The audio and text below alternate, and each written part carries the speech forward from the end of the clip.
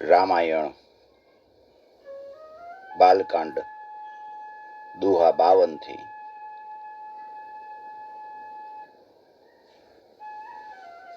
લોકાભિરામં રણરંગધીરં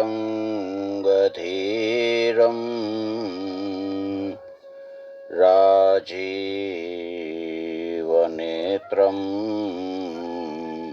રઘુવંશનાથં કારુણ્યરૂપં કરુણાકરંतं શ્રીરામચંદ્રં શરણં પ્રપદ્યે. મનોજવં મારુતતુલ્યવેગં જીતેન્દ્રિયં બુદ્ધિમતાં વરિષ્ઠં વાતાત્મજં વાનરયુથમુખ્યં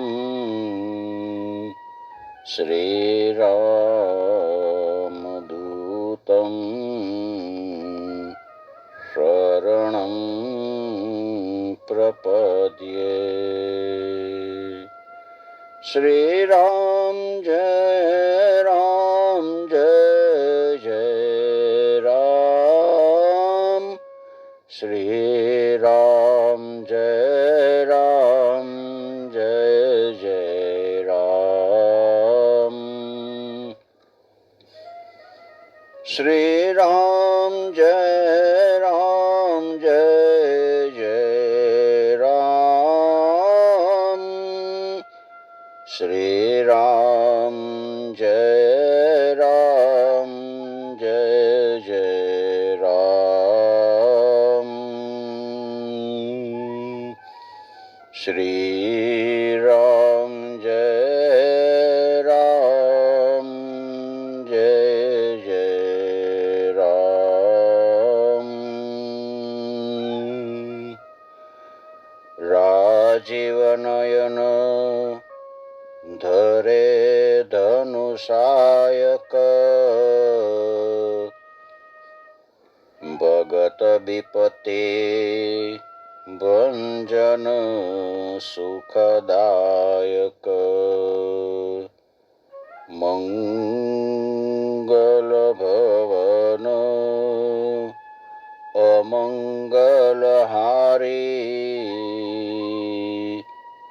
દ્રવઉષો દશરથ અજીર બિહારી. સિયારામમય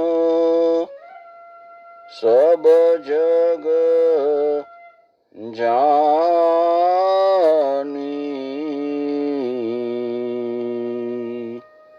સિયારામમય સબ જગ જાની,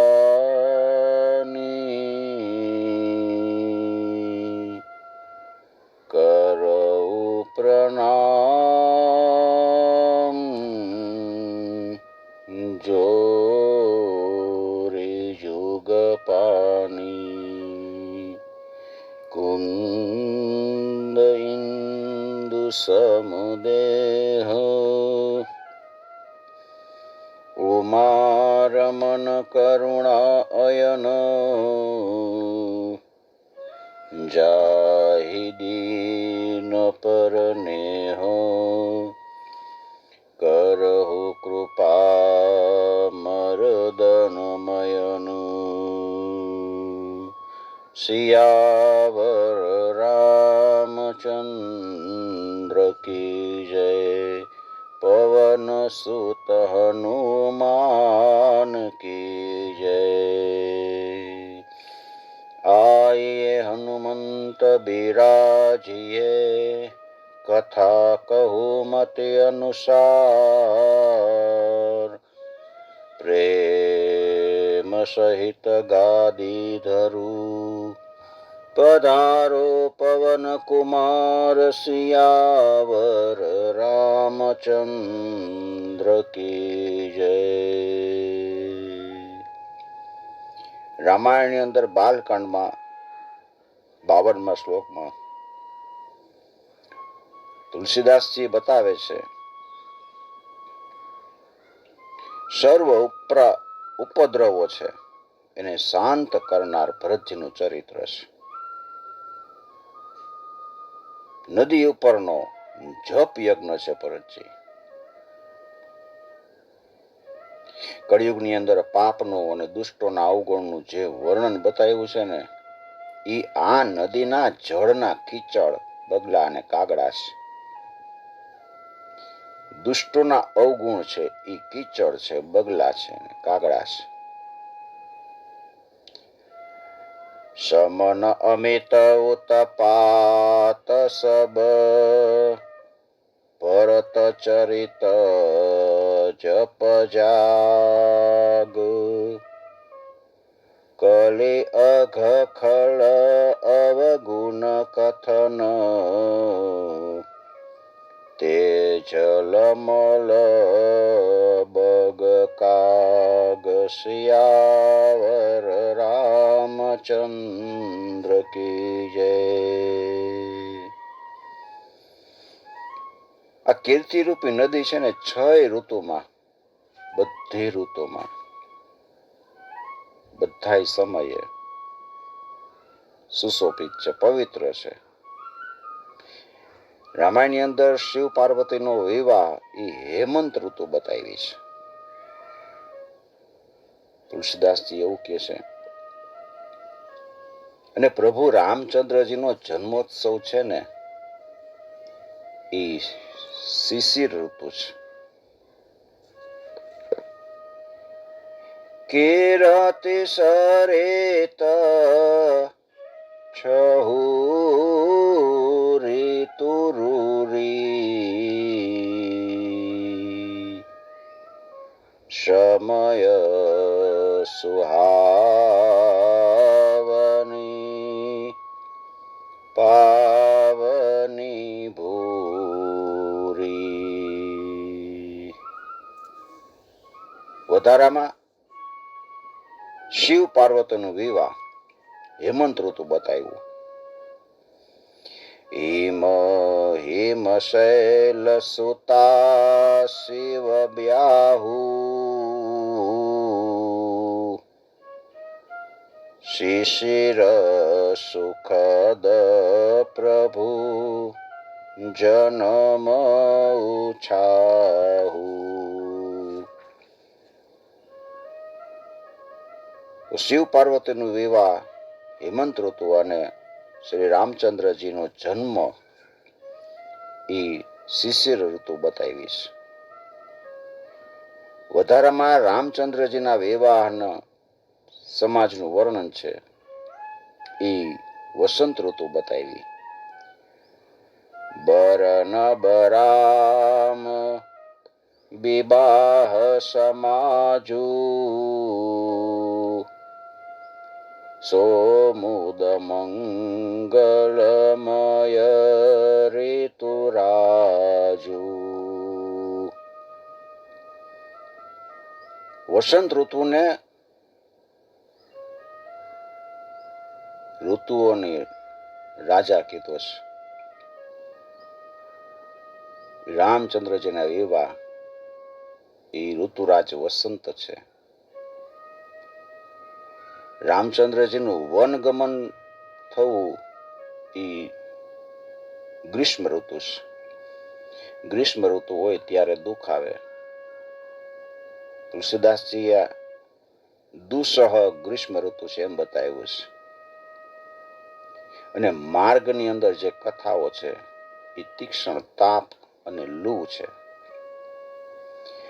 ગ્રીષ્મ દુસહ રામ બન ગવનું પંથ કથા ખર આતપ પવનું. માણસનો જન્મ થાય, મોટો થાય અને બુઢો થાય, એ બધા એમાં ઋતુઓના પાસા છે. જન્મ લે એટલે આનંદ થઈ જાય, મોટો થાય, ગ્રીષ્મ ઋતુ આવે, દુઃખ પડે. તો આ બધી ઋતુઓ નું અહીંયા વર્ણન તુલસીદાસજી બતાવ્યું છે. રાક્ષસો સાથે યુદ્ધ થયું, ઘોર યુદ્ધ, એ વર્ષા ઋતુ છે. દેવના સમરૂપી ડાંગરને અત્યંત કલ્યાણકારક છે. રામના રાજ્યકાળનું સુખ છે, વિનય અને મહત્તા, એ નિર્મળ સુખદાયી છે અને સુંદર શરદ ઋતુ છે. બરસા ઘોર નિશાચર રારી, શૂરકુલશાલી સુમંગલકારી. રામ રાજ સુખ વિનય બડાઈ, વિશદ સુખદ સોઈ શરદ સુહાઈ.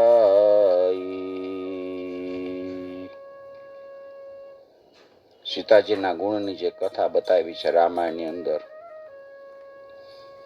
એ આ નદીના જળના નિર્મળ નીર છે અને અનુપમ ગુણ છે. અને જે રામનો ભાઈ ભરતજી, એનો સ્વભાવ છે ને, એ આ નદીની ઉત્તમ શીતળતા છે. રામાયણ રૂપી આ નદી છે, એની બધી તુલસીદાસજીએ વાત બતાવી છે. સતી શિરોમણી સિય ગુણ ગાથા, સોઈ ગુણ અમલ અનુપમ પાથા.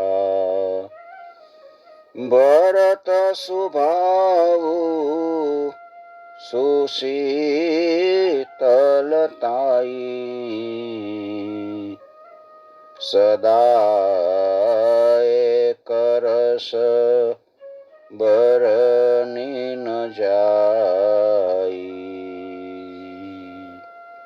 ભરતનો સ્વભાવ છે ને, એનું વર્ણન થઈ શકે એવું નથી. ભરત જેવો ભાઈ નહીં થાય. ચારેય ભાઈઓનું પરસ્પર જોવું, બોલવું, મળવું, એનો પ્રેમ, હસવું, એનો ભાતૃભાવ ઉત્તમ છે. એ બધું આ રામાયણ નદીના જળની મધુરતા અને સુગંધ છે. અવલોકની બોલની મિલની પ્રીતિ પરસ્પર હાસ, ભાયપ ભલે ચહુ બંધુ કે ચલ માધુરી સુબાસ. આટલો ભાઈ ભાઈ વચ્ચે પ્રેમ છે. અત્યારે ભાઈ ભાઈ વચ્ચે આટલો પ્રેમ હોવો જોઈએ, તો દરેક ઘરમાં રામાયણ થઈ જાય. રામ રાજી આવી જાય. ભાઈ ભાઈ વચ્ચે જો આવી રીતે બધાને સંબંધ રહેતો હોય. રામ અને ભરત, રામને એમ થાય કે મારા ભરતને ગાદી મળે, ભરતને એમ થાય કે મારા ભાઈને ગાદી મળે, મારા કરતા મારા ભાઈને વધારે મળે. જો એવી ભાવના હોય ને, તો રામ રાજી હશે.